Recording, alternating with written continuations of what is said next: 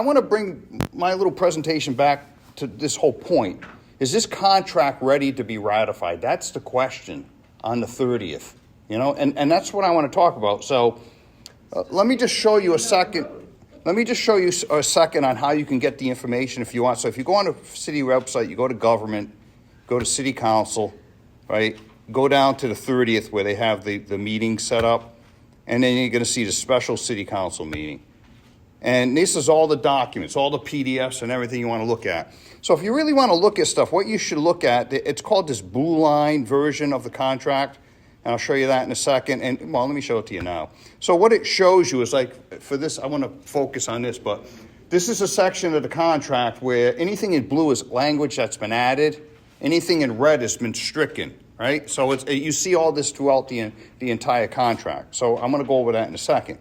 But so my questions are on this is, well, let me digress for a second. Also, there's another document that you might want to take a look at. It's called a fiscal note. What the fiscal note is, it's a law ordinance in the city. Whenever they sign a contract, the finance director has to put this fiscal note together that shows what's the cost going to be for the taxpayer. So this is kind of what's been put together. It's a 2-page document. We can go through it for a second. But if anybody wants to ask some questions, I think these would be great. And I got to tell you one thing. They limit us to 10 minutes. I don't know, Rob, if you could take my little thing out. I want to put a little clock up when we start testifying. I have it over there. It's like a stopwatch. It's about this big. Because what we're saying is that when I speak, and if I ask someone a question, and it takes them 5 minutes to answer, that should not count against my time. My time should, so what we would like to do is have someone in the front row while we're up here speaking, stop in that little clock and point it to the direction of the council so they know how much time we have and they're not trying to cut us out. Because I'm going to tell you, they'll do stuff like that. But so one of the things that, someone could ask is that, well, why don't you explain this? Like, how did you come out with this, holiday and sick pay? This is the whole big thing that Rob's talking about, right? How did you calculate this overtime, right? Overtime in the budget right now is $2.9 million in the budget. But I think it's going to be $1 million over. But so, where did the $4.2 million come from, right? Is that what you're saying overtime's going to be? Why wasn't it budgeted this way then? You could put it on the fiscal note that it's $4.2 million, but on the budget it was $2.9 million. Why? If they're planning to have that much, you're right, but really messed up. But that's what I'm saying. So questions would be great to say, how did you calculate this line? You know what I mean? I mean, just things like that. I don't know if the council's going to do that, but what I'm saying is that, is this accurate? If we prove that it isn't accurate, they shouldn't ratify the contract. You all agree, right? Right. And we're going to get that onto the record of someone's going to say to the council members, if through the testimony tonight it is shown that this is deficient in showing cost, and I'm going to tell you right now, I've already found some things. I don't want to give it away tonight because I don't know who's here and who's going to slip it out to the administration. And I hate to say that, but I want it on that night. I'm going to show that this is deficient. There's hundreds of thousands of dollars in cost, millions of dollars in cost that may not be in here. And if that's proven, if we prove that to be true, Rob's got some stuff, I got some stuff, this contract should not be ratified. 3 years ago, they didn't care. They ratified the contract. So that's one thing. So I'm going to give you one example now.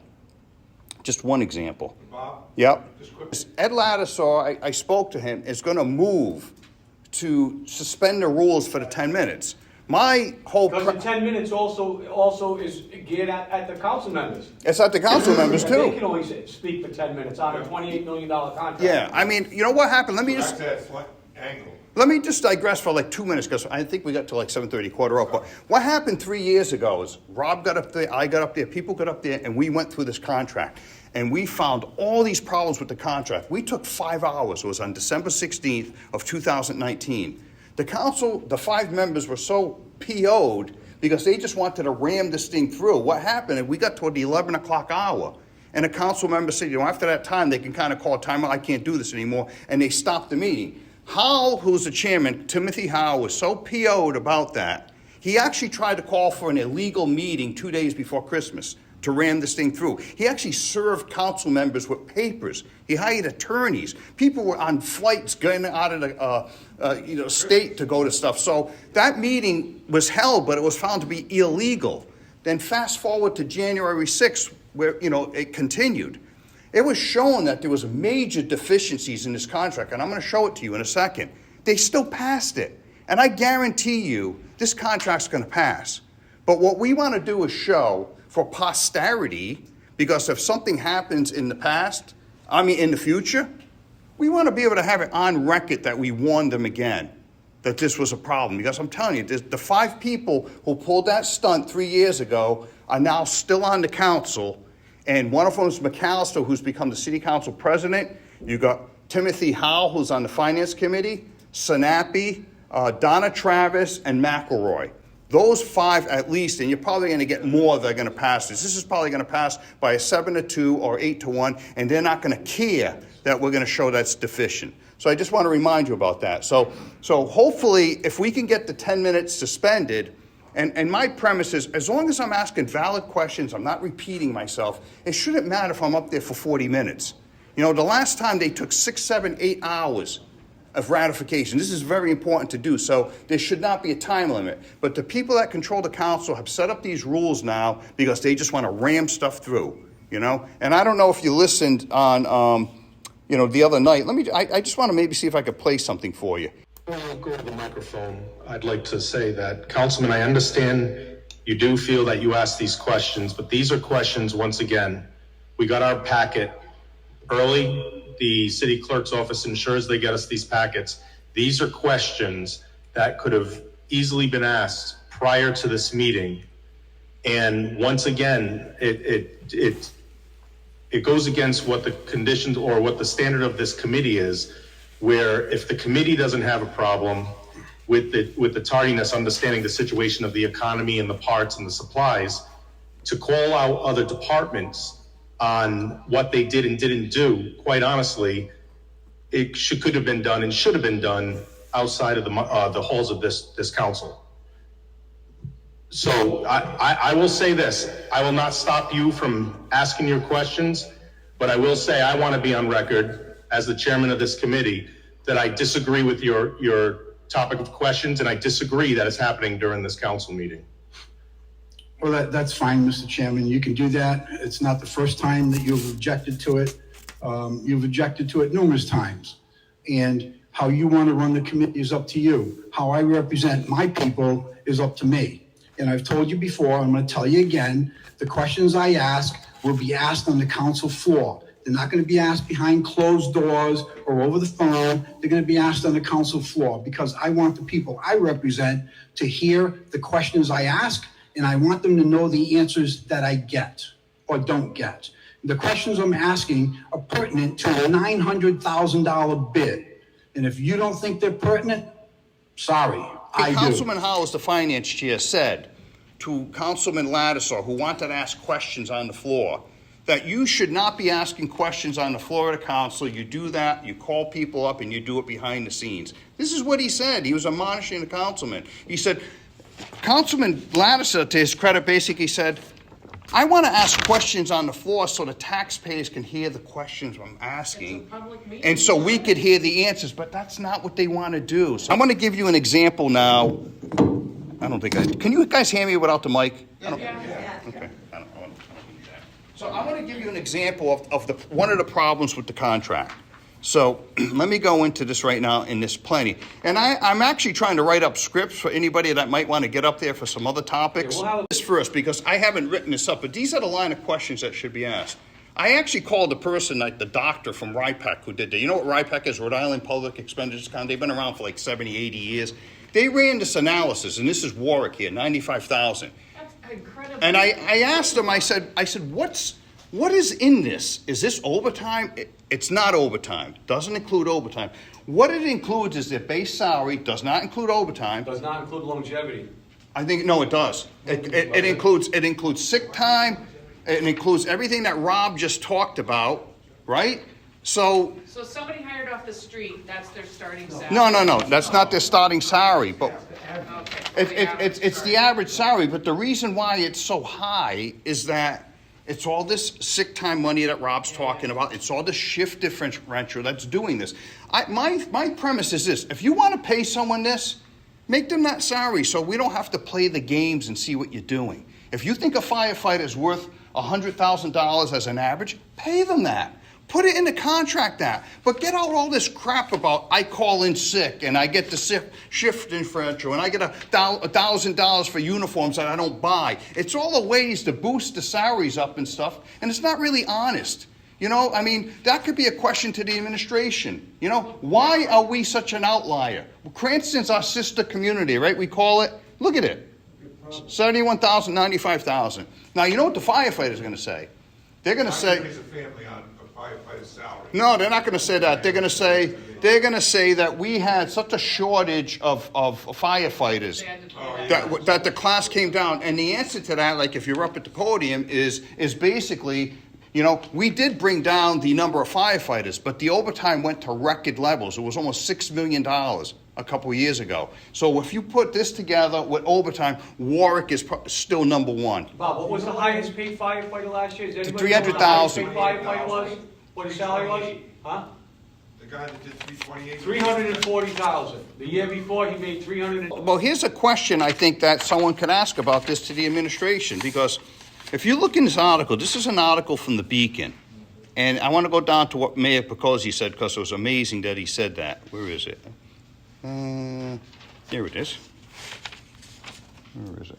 Picozzi was surprised by the RIPEC number and questioned whether some of the elements of the Warwick firefighters had been included in the computations but left out for other departments. It hasn't been.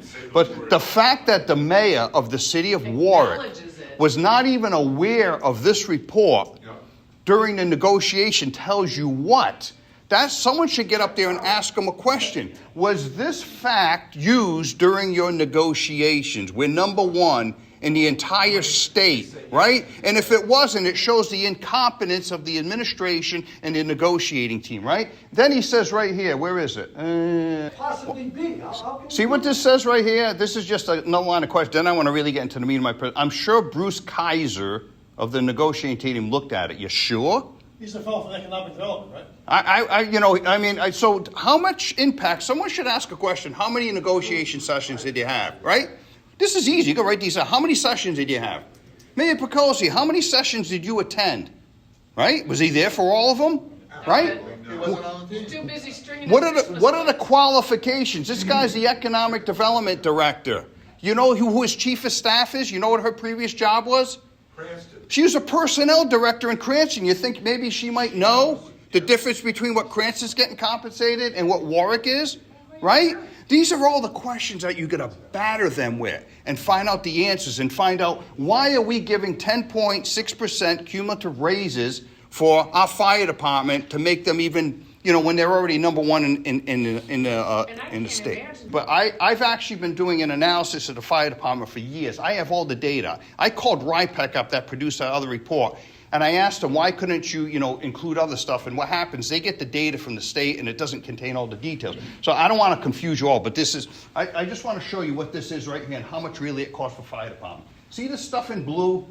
This is salaries, it's Social Security, Medicare, it's the services budget, it's the commodity budget, capital expenses, principal and interest on bonds. That's what this is blue. The purple over here is the overtime. And as you can see, black is the number of firefighters, all right? So this is the number of firefighters since 2004, 220, 221, 221. It did go way down in 2021 from 212, 193 to 183. But the overtime went from 1.7, 3.8, 4.9, almost $6 million.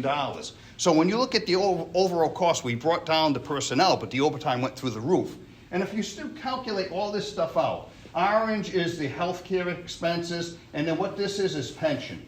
Look at how the pensions have gone from 7.9 in 2000, actually it's... These are contributions. It's gone up 300% taxpayers are put into their pension fund. So here's the kicker. The kicker is this. This is actually what I calculate as the total cost of firefighter services inside the city. It's not the 25 million you see in the budget. It's over 50 million, right? And when you take this and you multiply it by the number of firefighters, this is the cost per firefighter. No one probably in the state has done any kind of analysis like this. The green line.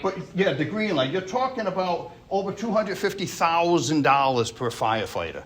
You know what I'm saying? So that's what you're talking about. And as you can see, there is a correlation between lower number of firefighters, right?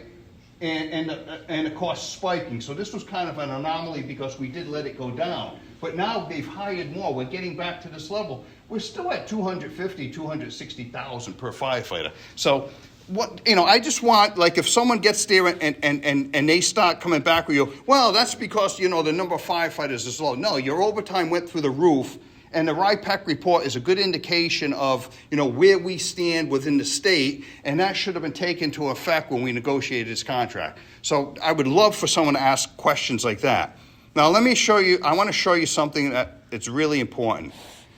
Back in 2019, they put this new provision, and this is why I want to show you why we have a major problem, and I asked you stuff about the language. So they put this provision in the contract where they're going to set up and does everybody know what OPEB is? Other post-employment benefits. It's retirement health care. What they were going to do is set up a plan where each firefighter would take 2%. New firefighters hired after July 1st of 2019, we would take 2% of their pay and they would put it into something called an OPEB trust fund, right?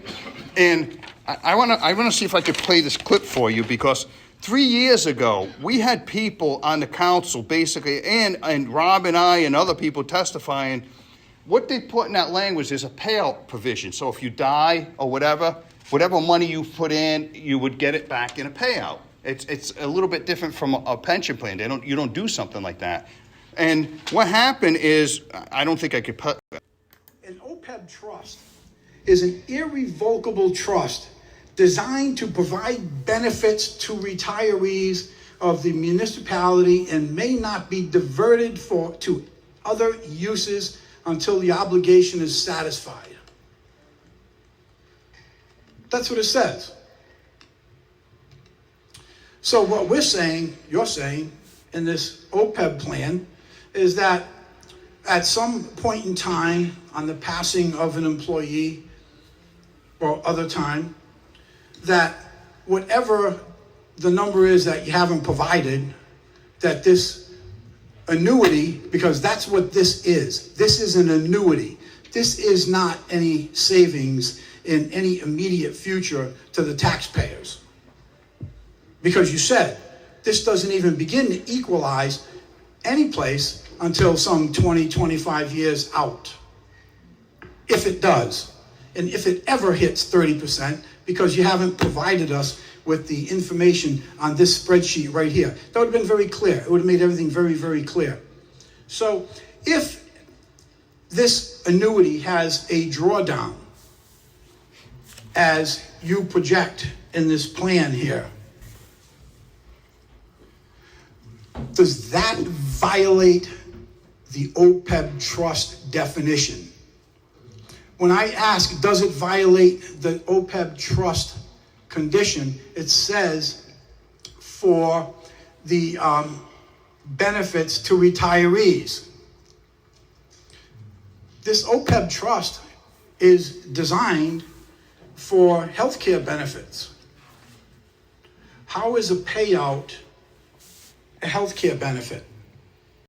What Councilman Lattisaw said, he read the provision, it's called like Gatsby 75, which covers how you create an OPEB trust fund. He read that provision and he asked the people on the city council and the lawyers and everybody that over there, is what we're doing, is this language legal, right? Can we do that? And they said, yep, it's legal, we could do that. And everybody had a lot of questions and we didn't think it was legal. So fast forward, I look at this contract and I'm shocked and I'm saying this was supposed to be the greatest thing since sliced bread. Right? They struck it out, it's gone. I said, so what happened to all the money they took out of the firefighters' pay from 2019? It should have been put into an account somewhere. So last week I did a Freedom of Information request. And I wanted to see the statements from the OPEB trust fund regarding, what happened to that money. And I'm going to show you what I got back. Let's see if I can find it. Here it is. So this is the shocking thing I got back. It was determined by the city solicitor and the trustees that the language in the 2019 contract was not enforceable because a trust must be irrevocable. What that means is once you put money into a trust, you can't take it out for like a buyout. Like if a firefighter, gets hired and he's not vested, you can't take that money out of that fund and pay him. So what happened? The provisions of the agreement were not allow for firefighters to receive their money back. This is exactly what we said 3 years ago. We didn't think it was legal. So And that's a change in the contract, which by law was supposed to go before the city council to be ratified because it was an addendum to the contract and they didn't do it. So this is to Rob's point. I've got a boatload of questions on when did the city council learn of this, right? Did anybody on the city council ask for an investigation? No, we know they didn't. But the fact of the matter is, when did Mayor Picozzi learn of this? Did he unilaterally, did he unilaterally say, we're just not following those provisions of the contract? Did he meet on the side with the firefighter union and say, we're just not going to do this? Yet you can't do that. It's illegal, to Rob's point. They did it in the past. They had illegal side agreements for sick time that's still in court right now and cost the city hundreds of thousands of dollars.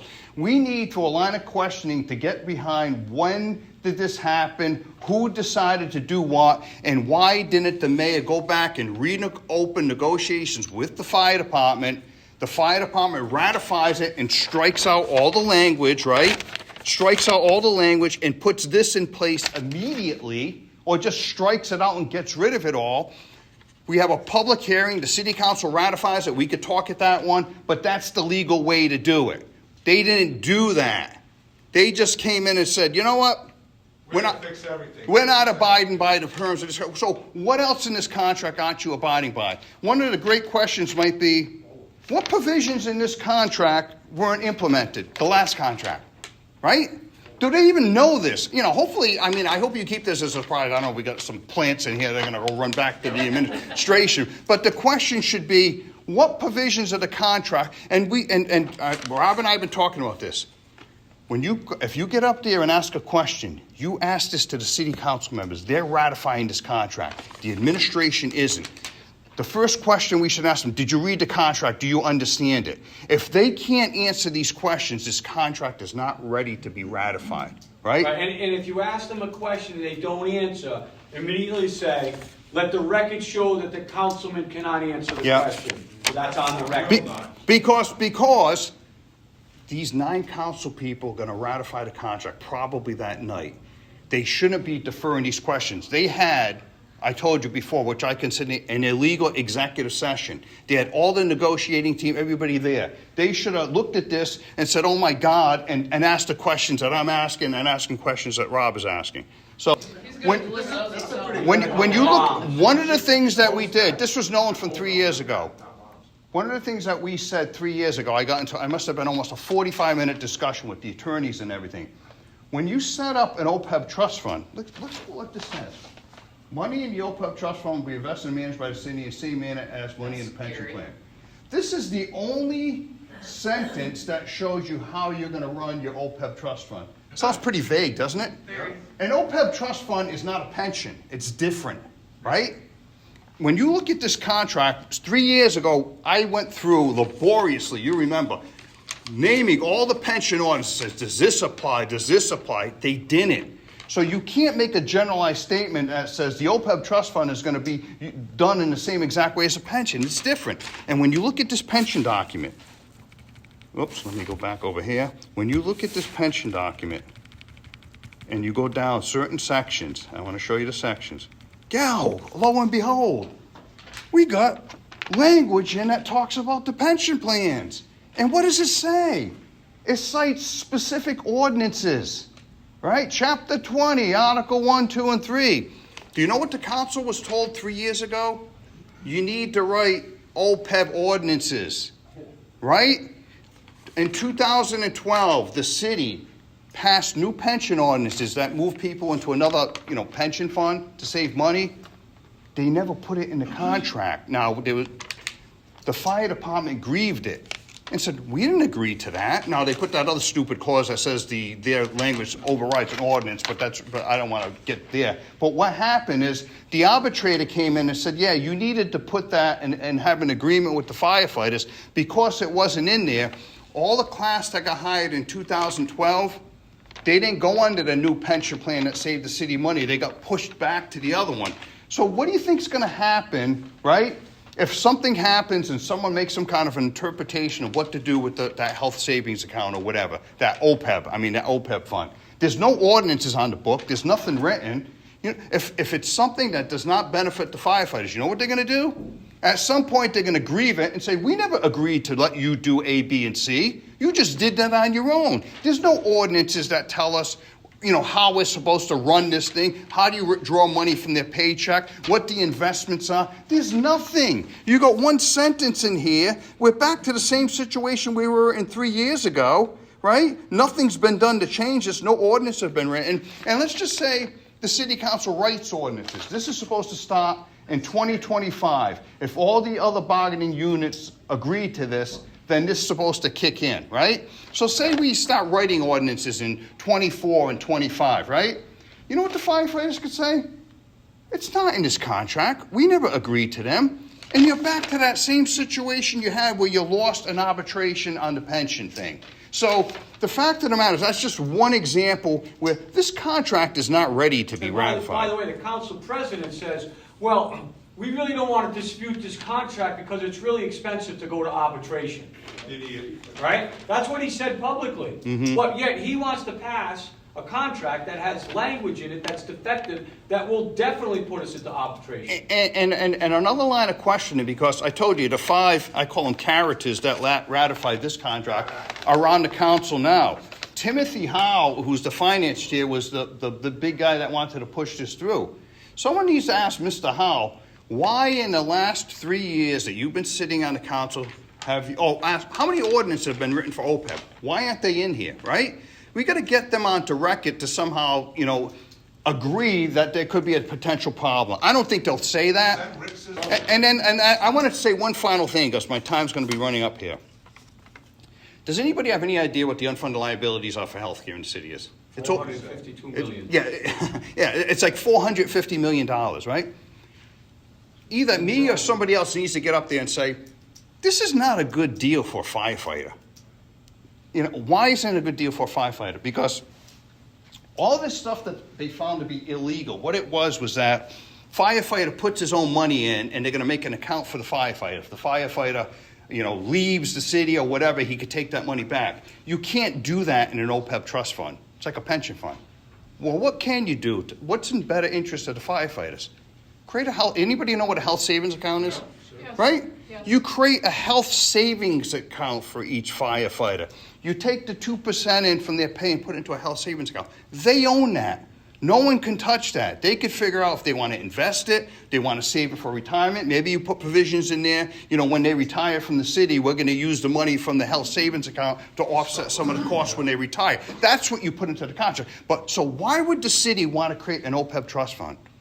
City put $250,000 into the OPEB trust fund in March, and then they put another $250 in July of last year. So when I did that Freedom of Just Information, before the I market was gonna say, tanked, by the way. Who's monitoring that? it's called the Rhode Island Interlocal Trust that's monitoring that. So they put it into the Rhode Island Interlocal Trust, and they set up, you know, they're doing it all legally and whatever. But here's the point I'm trying to make. What the city wants to do, the laws allow a city to, they call it discount the unfunded liability. So right now, like, you know, and I never, Rob says we have 450 million in unfunded liabilities. You can actually like discount it by 2%, which basically means you have money sitting in investments somewhere, right, that are worth something that makes the liability go down because they're going to grow over the future. I don't know how you do a 2% discount rate on something that you don't have, nothing, but they allow you to do that. But by setting up an OPEB trust fund, and I actually have the document, the audio from an expert who came in that the city hired in 2015. And what he basically said is that you're allowed to now discount the unfunded liabilities by 7-8%. What that's going to do, and you're going to see the city cook the books in a couple months. They're going to come in. Picosi's already said it. And mark my words today. You're going to see that $450 million in our financial statements. I don't have the time to show it to you. You're going to see it's all of a sudden it's going to drop, maybe like to 250 million. Why would you do that? You would do that like, say you had this is a perfect analogy. You're a train wreck with your finances, and you owe $450,000 on your mortgage, your car, your credit cards up the wazoo.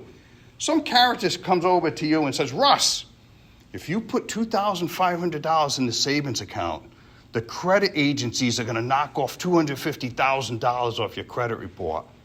And you go, oh, voila. It's not, you look better to the credit agencies, right? But you still got to make all the minimum payments and stuff. You're still a train wreck, but you look better. And why is it better for you to look better? So you can borrow more money? Because you're going to be borrowing $400 million to build new schools, right? So Schaefer said this 2 years ago. We got to get our financial books in order.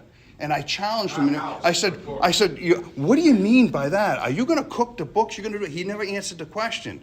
So the fact of the matter is, it would be great for all these firefighters, John, to your point, sitting inside the auditorium. You guys are getting screwed with this. You don't have any buyback provision. Not buyback. There's no provision. And if you join the city and for whatever, God forbid, something happens, you can't be a firefighter in 5 years. So let's say something happens and you put $20,000 or whatever. That money's gone. You can't get that back. There's no provisions in this contract to get it back, right? So why would you do that? Why would your leadership sign you up to do something like this? That's where you're busting the leadership's nuts. Right. To say, you're not really looking out for the benefit. You got taken on these provisions, right? Chief of Staff. In 2018, Sorry, not Abdi. in Solomon, the Chief of 2018, the Rhode Island Interlocal Trust came before the city council. This is when we actually had a city council that was fiscally responsible. And the council members grilled them, and they basically said, so you're basically telling us if we put pennies into this account, we can knock off hundreds of millions of dollars off our financial statement and make it appear of something that isn't a reality. And they said, yeah, you could do that. They said that. We got that on Said it's on tape. record. We got that on tape that they could do that. So now you get the bozos that we have on the council now and the mayor. They love this, and they're doing this. You know what I'm saying? So just the other thing is, and in 2015, when I talked that consultants came in about OPEB, and their city was going to put $250,000 into this fund to start it up in 2015. You know how much money we should have put into the fund back then was $15.7 million a year.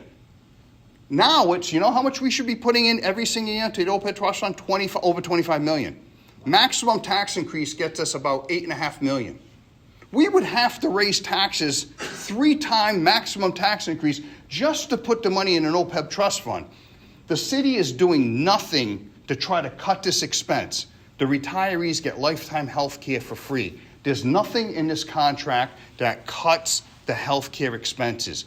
Mayor Chafee, back in the 90s, just a little historical thing, closed out Police One and Fire One pension plan. It was, you know what pay-as-you-go means? We never had any money in the bank, so whatever the expenses, we paid it. Chafee set up a 40-year plan to pay that off. What are they going to do with this? You hear them scheming and conniving. You're going to create an 80-year plan to pay this off? We're never going to be able to pay this off without destroying the city.